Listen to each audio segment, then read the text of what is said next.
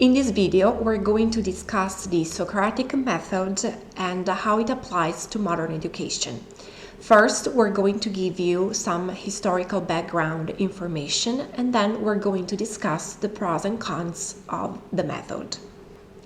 Let's start with some historical background information. Socrates was a Greek philosopher who lived between 470 and 399 BC in Greece, and he was one of the most prominent figures in the history of Western philosophy.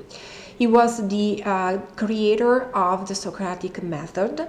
What's the Socratic method? It is a form of cooperative, argumentative dialogue among individuals who, by asking and answering open-ended questions, are supposed to stimulate their critical thinking and intellect and reach the validity of their statements. Why did Socrates believe in the Socratic method? He believed in the Socratic method because he taught people that nurturing the soul was more important than their bodies and material possessions.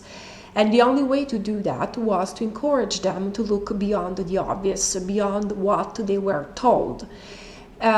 This is the reason why the Socratic method was based on asking questions and probing individuals' intellects. But the Socratic method did not found a hostile environment in Greek society, because the Greek society was based on the transmission of knowledge from generation to generation, and the Socratic method broke away from this tradition. Let's now discuss the philosophical aspects of the Socratic method by beginning from the pros.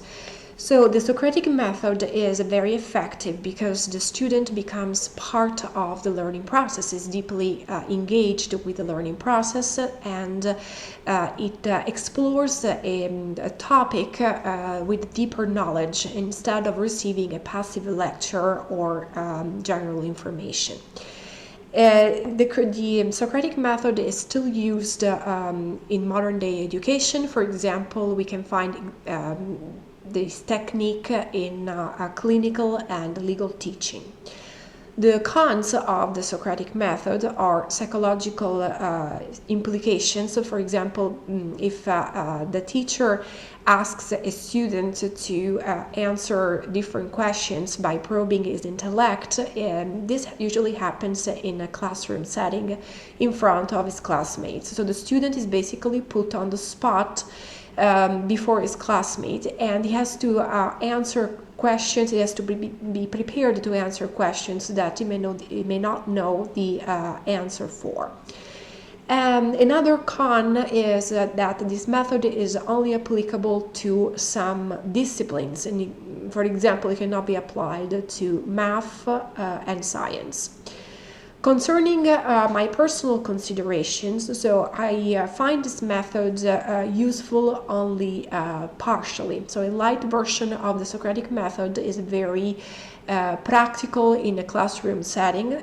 For example, based on 3-4 questions, it may help students recall information on a certain topic, but it cannot be applied all the time because it's very time consuming, and it is also frustrating for those students who don't understand the questions and still need the teacher's help in order to understand the topic.